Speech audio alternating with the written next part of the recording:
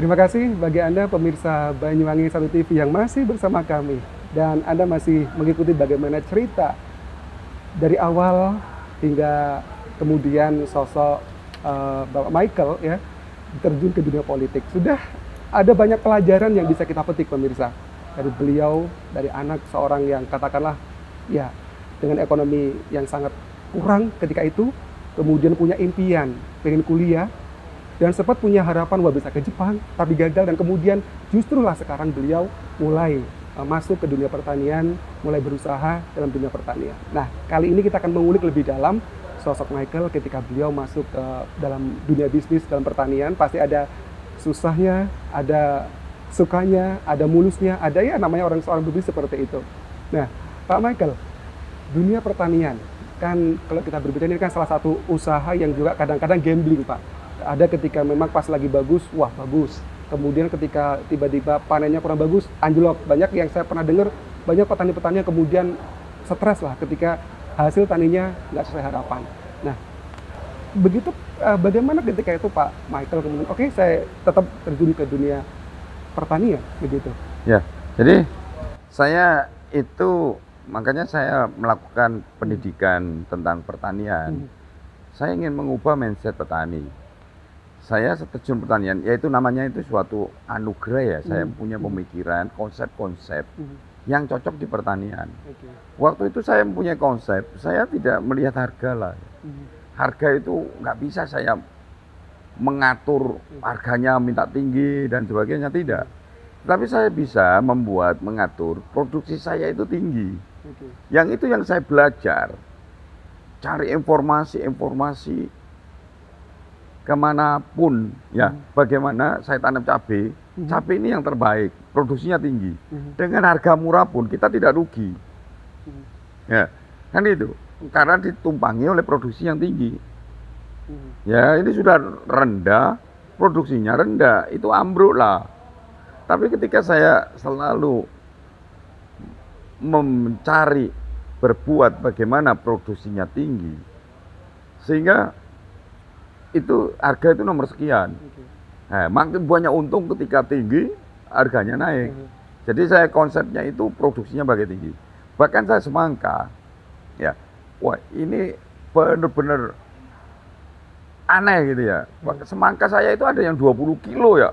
Pernah ya? Iya, 20 kilo. Bahkan kuning itu biasanya paling tinggi 4 kilo. Itu ada yang 25 kilo. Jadi kuningnya itu muaneh. Itu waktu itu saya diberi obat oleh mantan Kapolda Jatim, Pak Herman. Pak Michael, ini kan Ciputra dulu, Putra Ciputra kan, obat Ciputra itu untuk membesar. Ini saya punya teman, saya dikasih obat untuk menumbuhkan tanaman. Ini ada contohnya, dipakai dulu, dicoba. Saya coba gitu ya, ada 3 botol gitu. Saya coba di dalam air. Dalam air karena semangka. Waduh, buahnya itu kuning itu bisa 25 kilo. Tapi nggak ada yang mau beli karena kebesaran. Siapa yang mau beli ya? Orang beli kan 4 kilo, 5 kilo. Itu besar-besar itu. Saya selalu sering menyelidiki pertumbuhan itu. Karena pernah ya rusak pun pernah semua 5 hektar. Karena saya eksperimen tentang perobatan. Kalau saya itu sekalian saya all out apa ya? Ketika nyoba ya full gitu ya, enggak resiko, enggak memikir resikonya. Kalau orang kan dicoba dulu, saya enggak, langsung praktek. Pernah 5 hektar itu habis semua. Bagaimana waktu itu ketika hancur atau 5 hektar rusak? Ya itu kebetulan rusaknya itu kan masih kecil. Jadi yang rugi saya, rugi bibit saja. Langsung saya ganti. Kan itu. Nah, saya selalu membuat inovasi-inovasi sehingga saya dikatakan di pertanian itu sukses. Nah, jadian mencoba tanam padi, tanam apa, saya praktek padi di depannya air itu ya. Nanti saya akan cerita mengenai kenapa saya punya air itu. Siap. Itu air itu cukup besar itu. Itu saya coba di situ padi, wah bukan main. Wadinya petani-petani itu senang dengan hasil produksi saya. Lain itu. Gitu kan. Jadi saya itu enak untuk petani-petani seperti itu. Makin lama berkembang, sehingga saya mulai mencoba merintis usaha pertanian, toko pertanian. Berarti istilahnya Pak Michael ini learning by doing, belajar sambil jalan untuk pertanian dan nothing tulus. Saya nggak peduli mau apa, yang penting saya lakukan, begitu ya? Ya, ya memang belajar awalnya dasarnya itu belajar, kakak saya kan tani, ya belajar di situ. Saya belajari bagaimana perobatannya, bagaimana apa kelemahan-kelemahannya itu belajar kita. Terus kita ngembangkan mengenai perobatan yang baru-baru, pupuk yang baru-baru kita kembangkan, kan itu kan. Saya eksperimen jeruk di daerah selatan Karetan. Saya beli jeruk 2 hektar tanaman. Dari tanaman yang enggak jelek saya rawat, saya coba begitu ya. Wah, buahnya itu lain, besar-besar ya. Kalau kita mau makan enggak usah kompas, langsung dipegang krek kayak rambutan itu, langsung ngambilin satu-satu makan. Udah besar itu kan. Saya kirim Pak Herman waktu itu, Kapolda Jatim, saya ngirim jeruk. Pak Michael, ini import dari mana? Ini bukan import, tanaman saya, benar, saya bilang gitu kan. Katanya import. Wah, jeruk aku bukan main, saya pikir import. Wah, itu bagus. Cuma di sini itu disayangkan, mereka banyak pedagang tidak menghargai kualitas. Siap. Jadi harganya 500 per kilo, ya 500. Padahal kualitasnya bukan main, rasa itu bukan main. Jadi pada saat itu ya saya nggak tanam jeruk, sudah saya rawat jeruknya, karena ya harganya itu padahal kualitas bagus, rugi. Waduh itu, jadi banyak yang saya berikan contoh-contoh kepada teman kira-kira, daripada dibeli murah, akhirnya kita coba jeruknya bukan main. Saya bahkan teman saya Pak Narko itu, iki kok ngalahno mbek gurune iku apa ya nih? Enggak ada yang seperti jeruk saya sampai sekarang pun. Tapi pernah nggak Pak, saya ilmunya Bapak tularkan ke yang lain agar mungkin bisa dapat? Sudah kita selalu ngomong kok, cumanya kan mereka kan mikir modalnya besar, ya kalau untung, kalau rugi kan begitu. Dia tidak mau. Dia lebih baik dengan biaya minim bisa untung bagaimana? Kan itu, ini yang untuk mengubah mindset ini yang susahnya dari situ. Tidak mau spekulasi, memikirkan kualitas. Dia pokoknya untung. Untungnya berapa, sedikit pun yang penting untung, kan itu. Kalau saya kan enggak, bagaimana bisa untung banyak? Dan juga berinovasi ya Pak. Untung banyak, modalnya memang harus berani banyak, kan itu. Saya inovasi itu, itu yang nanti kita akan berikan motivasi kepada petani. Saya ikut membanding, kalau modalnya tambah segini dengan gunakan ini, hasilnya segini. Itu bisa.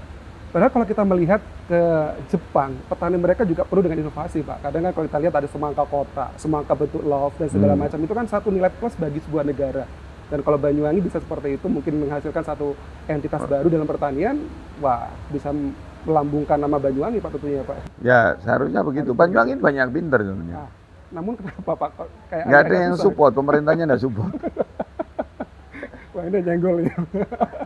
Ya ada, mulai ada dirintis oleh bupati mengenai jagoan tani. Tapi sasarannya saya pikir bukan ke sana sasarannya, hanya ya untuk ikut lomba-lomba biasa begitu ya. Tidak ada yang kita mau mendukung, support mengenai teknologi ini, support supaya semua itu bisa melakukan. Petani itu bisa melakukan, itu masih belum ada di sini. Ya, mudah-mudahan nanti ke depan Pak Michael bisa membuat petani Banyuwangi mau berinovasi, bukan cuma mikir soal untung ya Pak ya, inovasi begitu ya. Banyak dan petani Banyuwangi, mohon maaf, itu merasa pinter karena keluarga keturunan-keturunannya dulu, ya nenek-neneknya itu sudah ahli petani, jangan ngajari bebek berenang, itu kan selalu kan begitu. Saya sudah ahli taninya. Diomongin enggak mau, ngengkel.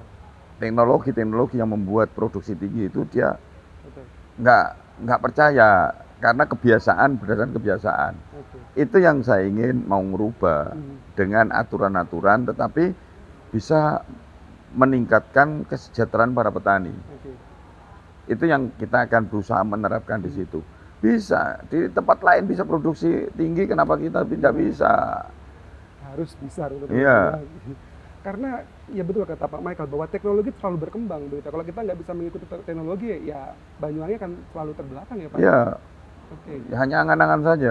Betul, hanya mimpi yang tidak terwujud begitu. Karena pertanian, bagaimanapun juga kita tahu bahwa tidak cuma di Indonesia, di semua negara pertanian itulah hal nomor satu. Karena kalau ya as we know, kita tahu bahwa kalau pertanian sebuah negara anjlok atau hancur ya berdampak juga pada perekonomian dalam sebuah negara.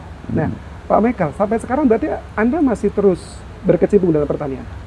Saya enggak, karena saya ngurusin rakyat, ngurusin pertanian ya rugi terus saya, nggak ada yang ngurus. Jadi ini loncatnya sekarang masuk ke ranah politik. Ya, jadi tani itu harus diurus sendiri. Kalau enggak maksimal hasilnya. Kebanyakan kan petani itu kan bukan miliknya petani, miliknya orang lain. Orang lain jadi bos diam aja, yang penting ada setoran hasil. Kalau petani semua ngikutin teknologi, dia tidak mau menjual lahannya. Sekarang ini dia menjual lahannya jadi buruh taninya. Nah, itu. Seharusnya bisa mencari teknologi yang handal, yang baik untuk meningkatkan produksinya. Saya jamin petani tidak akan menjual lahannya. Itulah saya sering berteriak-teriak. Ya, kalau kita mau menyelamatkan rakyat, terutamanya petani, pemerintah harus turun tangan yang serius memikirkan petani, sehingga tanah-tanah di Banyuwangi ini tidak terjual kepada orang luar Banyuwangi. Percuma nanti kita teriak-teriak yang punya tanah-tanah Banyuwangi ini bukan orang Banyuwangi, orang Surabaya, orang Jakarta, orangnya banyak duit. Itu yang saya dengung-dengungkan. Dan saya akan berusaha menuju ke sana supaya petani semua tersenyum gitu. Jadi semacam dilema juga ya Pak ya, ketika tanah kita tapi yang punya adalah orang Banyuwangi begitu. Bukan di luar Banyuwangi yang punya. Oke Pak, kembali ke pertanian. Ada satu ungkapan bahwa kalau dalam bertani beda tangan beda hasil. Percaya bahwa dengan itu? Ya, beda tangan beda hasil. Memang, tapi kalau caranya sama ya hasilnya sama, walaupun tangannya berbeda. Yang persoalnya tangannya ini yang kadang-kadang keminter, tangannya ini ada yang keminter, ada yang apa gitu kan. Bukan masalah beda tangan. Kalau caranya sama, tangannya siapapun nggak bisa dong. Berarti ini bagaimana dia cara tanam yang benar ya Pak ya, walaupun berbeda, kalau sesuai pasti akan hasilnya dapat bagus ya. Yang pasti itu harus perhatian, tanaman itu perlu disayang. Saya dulu tanam itu karena berhasil. Saya setiap pagi itu kadang-kadang berdoa di situ di pohon-pohon itu. Mudah-mudahan tanaman saya ini saya ajak ngomong gitu ya. Saya nyiram sendiri Ya, setelah saya nggak pernah saya coba tani kan, nggak pernah untung saya. Sekarang ini, walaupun saya suruh caranya seperti ini, tapi tetap nggak bisa untung. Karena bukan saya yang nangani sendiri, saya hanya perintah. Butuh perhatian ya Pak ya? Betul-betul diurus. Ya saya kepinginkan petani-petani yang kecil itu jangan menjual tanahnya. Saya ingin membantu itu produksinya tinggi. Ini loh. Karena dengan kita tangani sendiri, itu pasti berhasil. Betul. Satu mindset yang perlu dirubah bagi Anda para petani di Banyuwangi, jangan dijual tanahnya, ingat ya. Oke Pak Michael, kemudian dari petani dan Anda sekarang punya usaha yang orang sudah tahu, AHIL. Bagaimana ceritanya Pak? Ya, jadi gini, saya kan berhasil tanam-tanam, terutama saya tanam di desa saya, Desa Badian, Desa Karangbendo, desa-desa sekitar lah ya, yang dekat-dekat kan banyak. Saya tanemin semua lahan-lahan yang belum ditanami semangka, kan itu. Akhirnya saya mulai meningkat, jadi pengusaha, punya duit, kan itu kan. Ketika pengusaha, saya dekat dengan Bupati Ratna. Dan Bupati Ratna itu, ya saya dekat dengan saya. Tapi saya tujuannya ingin tahu lah, ingin menyampaikan itu rakyat yang susah. Ini apa menyampaikan, karena yang punya kebijakan kan Bupati.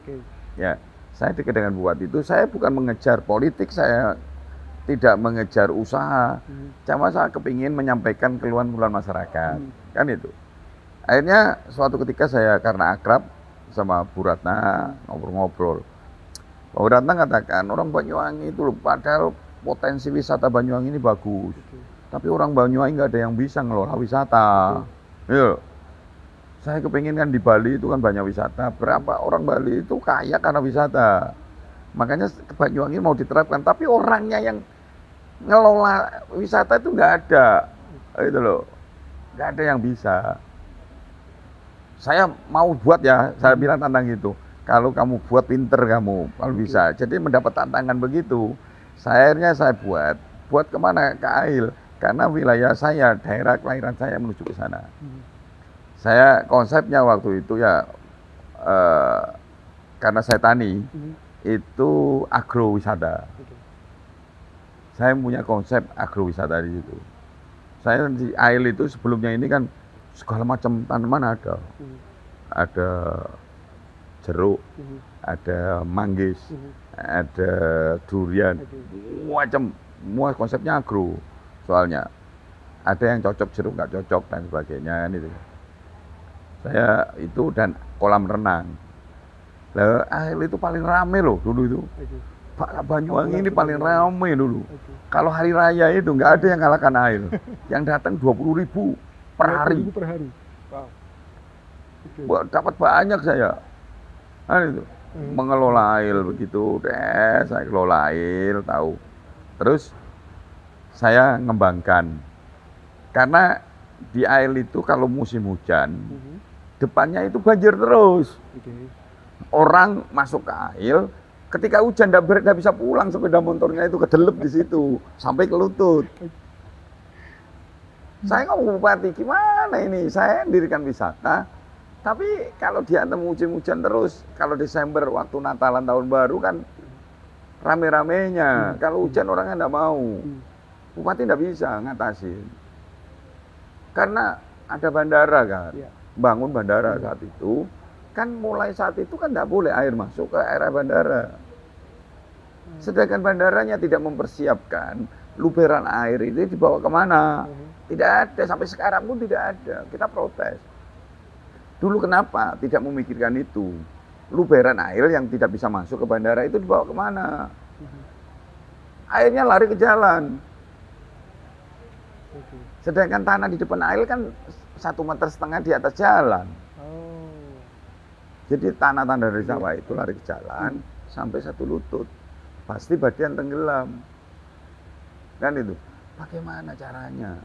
Akhirnya ya sudah saya nekat. Saya beli tanah di depan air. Untuk apa? Untuk penampungan air. Supaya air itu yang itu ditampung dulu, saya keluarkan dikit-dikit, saya bagi. Saya akan nyiapkan pompanya. Kan itu. Di samping itu wisata air. Akhirnya saya izinkan untuk untuk wisata air. Masyarakat sudah mau untuk wisata air kan itu kan. Saya beli di sana beberapa hektar. Ketika saya mulai gali, ada pasirnya. Sehingga dapat rezeki. Ya ada pasirnya saya gali, ada pasirnya saya jual. Gitu kan. Dapat Dewi Fortuna yang gak disangka-sangka ya Pak ya? Iya, jadi saya bukan penggali pasir. Saya itu untuk menyelamatkan banjir-banjir yang setiap tahun itu banjir. Saya cari lokasi yang untuk penampungan air ketika hujan banjir. Dan juga untuk wisata pemancingan. Ya, di situ. Nah, akhirnya ada pasirnya. Banyak orang nawarkan ke saya. Karena apa? Saya kan beli mahal. Dia punya setengah, bisa beli 1,5 hektar. Akhirnya ditawar-tawarkan. Saya ada pasirnya, ya beli, saling menguntungkan gitu loh. Akhirnya saya jadi terkenal penggali pasir. Di situ. Tapi tetap kita konsepnya itu nanti penampungan air. Sekarang ini tanyakan kepada masyarakat Badian. Ada banjir enggak? Enggak ada, karena tanah saya jadi korban air masuk ke sana. Bahkan pernah jebol itu pagar saya, kan saya pagar. Roboh karena enggak mampu nampung air. Udah ada hujan itu. Itu aja saya yang disalahkan kadang-kadang. Oh ini air meluber karena air. Lah kalau enggak ada saya tenggelam itu malah. Kan itu, saya nampung berapa hektar itu. Khusus saya korban. Kalau saya buatkan sawah, saya menghasilkan. Dan saya enggak mau air masuk ke sana kan. Saya buang aja ke jalan. Mau apa? Kalau kita mau egois kan. Oh egois. Saya buang aja, saya jadikan sawah. Lah saya berapa pendapatan sawah? Tapi kan saya korban kan untuk melakukan. Tapi kadang-kadang masyarakat yang nggak seneng, namanya nggak seneng, selalu ngomong nggak reklamasi. Mau direklamasi pakai apa? Wong itu penampungan air. Saya reklamasi, saya nggak mau air masuk ke sana. Dan pasti air itu akan menenggelamkan desa saya. Orangnya nggak tahu. Karena namanya enggak benci ya sudah. Mau ada kesalahan diungkit-ungkit. Padahal kita itu korban itu berapa hektar itu yang saya tanemin. Bukan. Tapi istilahnya sudahkah ada solusi sampai dengan sekarang Pak untuk mengatasi hal itu? Yang kita kan gini, tanah Pak Michael jadi korban itu sebagai penampungan air begitu. Adakah sudah istilahnya? Ada, ya tunggu duit dulu dong. Saya ini bukan orang yang punya duit, apalagi saya tidak bekerja sekarang ya. Selama saya dunia politik 2012, saya nggak bekerja lagi loh. Saya ngurusi rakyat, ngurusi politik. Ya, apalagi sekarang jadi DPR, full 100% saya tidak bekerja. Saya ngurusin rakyat terus setiap hari. Orang yang tidak tahu, tapi tetap saya ketika namanya nggak seneng, saya selalu diserang-serang begini-begini. Saya ada keinginan, siapa sih tidak ingin untuk membentuk yang bagus kan itu. Yang tunggu dulu, apalagi mulai 2019 kena COVID. Air itu mulai sepi, itu kan COVID, kan nggak boleh buka. 2019 sampai sekarang, duitnya siapa? Saya ini nggak nyetak duit, apalagi nggak bekerja. Tapi saya punya keinginan untuk mengubah, saya cari investor. Ya, tapi investor masih belum ada lah, ada yang mempengaruhi. Bahkan saya dikasih tahu orang pinter, air itu ada 6 dukun yang mengganggu. Supaya air itu tidak laku, supaya air tidak ada investasi, supaya air tidak ramai. Ada 6. Bahkan ketemu di CCTV, waktu itu malam ada perempuan nabur-naburkan beras kuning gitu ya. Bukan main, wah orang mengganggu saya nggak tahu kenapa, padahal saya itu nggak mengganggu mereka. Ada beras kuning ketemu ya CCTV, cuma gelap, orangnya nggak jelas. Kan itu kan. Ternyata juga ada cerita atau sisi serannya juga ya sosok Pak Michael. Nanti kita akan lebih lanjut lagi di sesi selanjutnya. Nah ini yang paling mungkin orang penasaran, gitu. Kenapa kemudian sosok Michael ini masuk dunia politik? Ada suara-suara sumbang demi bisnis. Apakah benar? Gitu ya? Kita akan gali lebih dalam. Lanjut kemana-mana, masih dalam dialog khusus bersama kami.